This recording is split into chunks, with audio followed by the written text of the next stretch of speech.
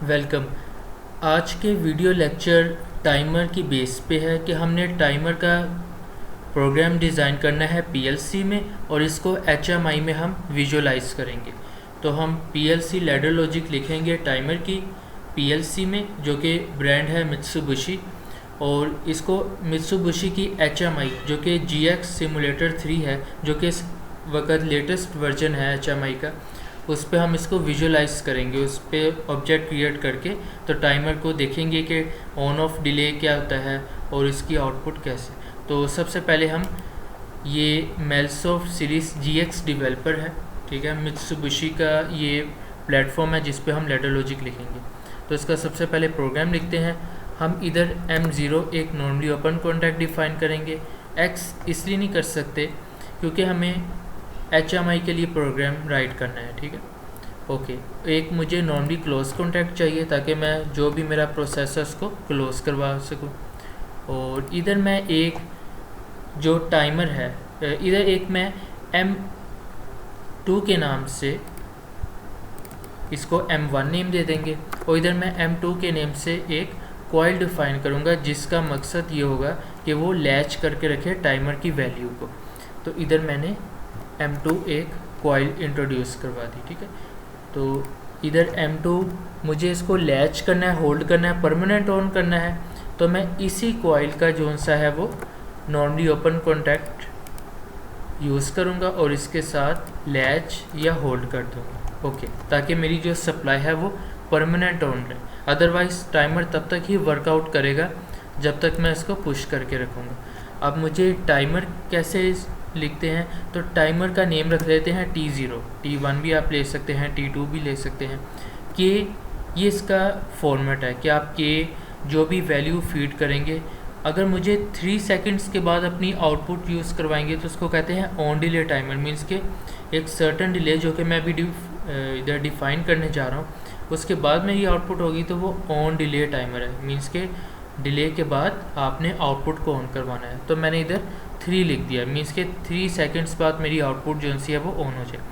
अब ये इसका फॉर्मेट है कि अगर मुझे 3 सेकंड्स चाहिए तो मैं अपनी तरफ से 0 लगाऊंगा। ये इसलिए लगाऊंगा क्योंकि टाइम कांस्टेंट 1/10 है, ठीक है। तो अगर टाइम कांस्टेंट 1/100 है तो मैं इधर 300 लिख देता, तो एक्चुअल में वो 3 सेकंड्स बाद ही आउटपुट होगी। तो ये मेरी जो सी एक टाइमर एक आउटपुट है वो उसकी कॉइल डिफाइन हो गई, ठीक है।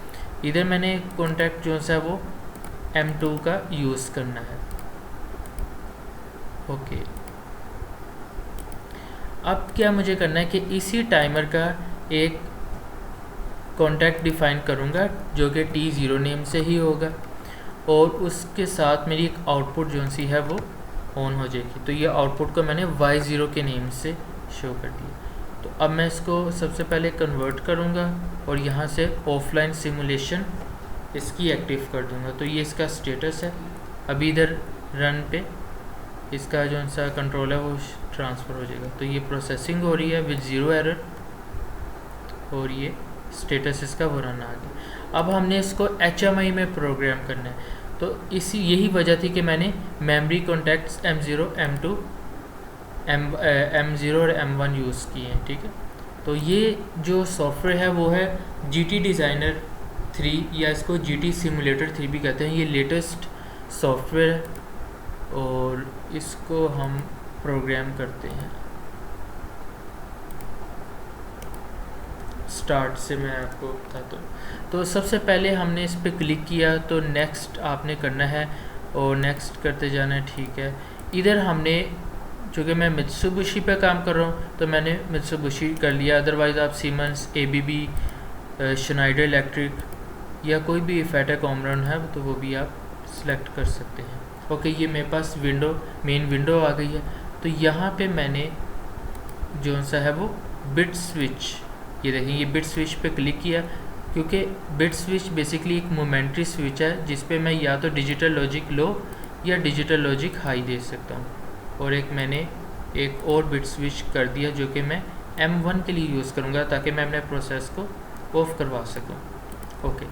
यहाँ से आप इसको बिट मैप है, ये डॉटेड कहते हैं बिट मैप, तो इसका आप साइन भी चेंज कर सकते हैं। जैसा मैंने अगर रेड कर दिया है या मैं इसको येलो ज़रा अच्छा लग रहा है तो अब मुझे आउटपुट y0 के नेम से करनी है, क्योंकि मैंने प्रोग्राम में जो आउटपुट है वो y0 के नेम से, तो ये बिट लैंप होगी, ये भी मोमेंट्री आउटपुट है।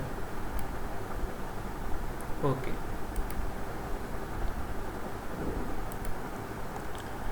अच्छा अब इसको ज़रा हम इसके एड्रेसेस डिफ़ाइन कर लेते हैं, ठीक है। तो ये चीज़ बहुत इजी है, वो आपने समझनी है। अब देखें, इसको मैं नाम दे देता हूँ M0, ठीक है, ये आपको विंडो क्लियर है। इसको डिवाइस में जाके इधर मैं लिख देता हूँ M0, और ठीक है, इसको स्टाइल जो सा है इसका कि इसको ग्रीन कर देते हैं, क्योंकि नॉर्मली जो पुश बटन होता है NO पुश बटन वो ग्रीन में ही होता है। तो फ्रेम इसका ज़रा येलो कर देते हैं और ये इसको ग्रीन कर देते हैं। ये साथ साथ चेंजिंग्स आप देख सकते हैं, और बैकग्राउंड ठीक है, ब्लैक ही है। ओके, और इसको टेक्स्ट पे हम लिख देते हैं, इसका फ़ॉन्ट साइज 3 कर देते हैं इसको, और टाइम्स न्यू रोमन हम सेलेक्ट कर लेते हैं।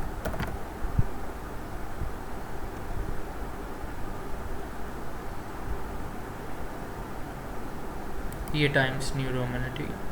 और इसमें जो फ़ॉन्ट्स टेक्स्ट साइज़ है वो 3 कर लेते हैं, आप जो अपने डिज़ायर के मुताबिक कर सकते हैं। ओके, तो इधर मैं ऑन लिख देता हूँ, ठीक है, ये आप सामने ऑन लिखा भी आ गया। इसको बोल्ड कर देते हैं और टेक्स्ट को ब्लैक कर देते हैं।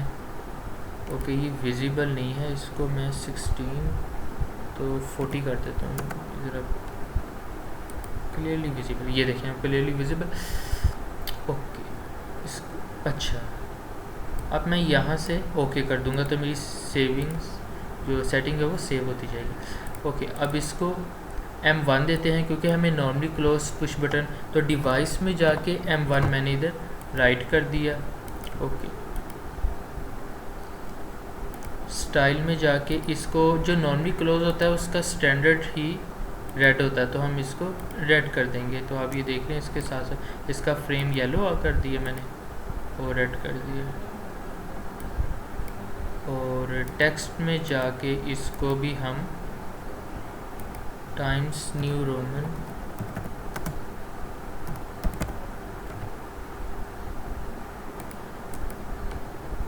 और टेक्स्ट इसका ब्लैक कर देते हैं। इसका फ़ॉन्ट साइज़ जो सा वो हम 40 कर देते हैं। आपकी जो भी रिक्वायरमेंट आप उसके अकॉर्डिंग चेंज कर सकते हैं। मैं एक और इसको बोल्ड कर देते हैं। ओके, तो ये आप देख सकते हैं, इधर मैं इसको ओके कर देता हूँ, ठीक। तो ये आपने इसका फ्रेमवर्क तैयार कर लिया। अब इस आउटपुट जो सी वो मुझे y0 से शो करनी है, तो मैं इस आउटपुट को इधर y0 नेम दे देता हूँ। आउटपुट को मैंने उधर y0 दिया हुआ है, जो भी आपने उधर नाम दिया होगा उसके अकॉर्डिंग आप कर लीजिए।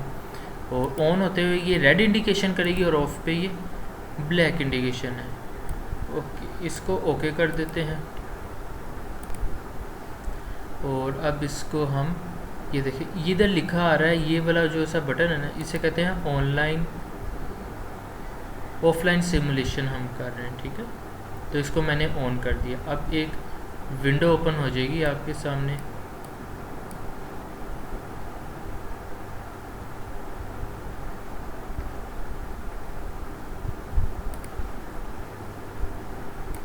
तो ये विंडो हो गई और ये देखें, ये आउटपुट भी इसकी शो होगी। तो अब हमने वहाँ से जाके देखना है कि ये स्टेटस रन है, ठीक है, ये स्टेटस भी आ रहा है। ओके, अब इसको टेस्ट कर लेते हैं। तो ये देखिए, जैसे ही मैं ऑन पे क्लिक करूँगा तो 3 सेकंड्स बाद मेरी जो आउटपुट है वो रेड होगी। अब ऑफ पे क्लिक करूँगा तो ये ऑफ होगी। अगेन ऑन पे जैसे ही क्लिक किया 3 सेकंड्स के बाद आउटपुट जो सी है वो ऑन होगी और ऑफ पे क्लिक कर। तो अब बैकएंड पे आप देख सकते हैं कि जो ये प्रोग्रामिंग है, इसको ज़रा स्मॉल कर देते हैं ताकि आपको विजिबल क्लियर है, आपका कॉन्सेप्ट क्लियर होना चाहिए।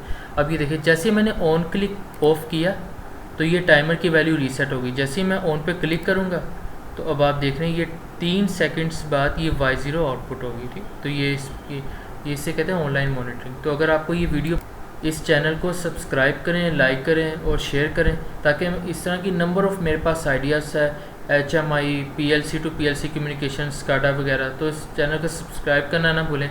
ओके, थैंक यू, अल्लाह हाफिज़।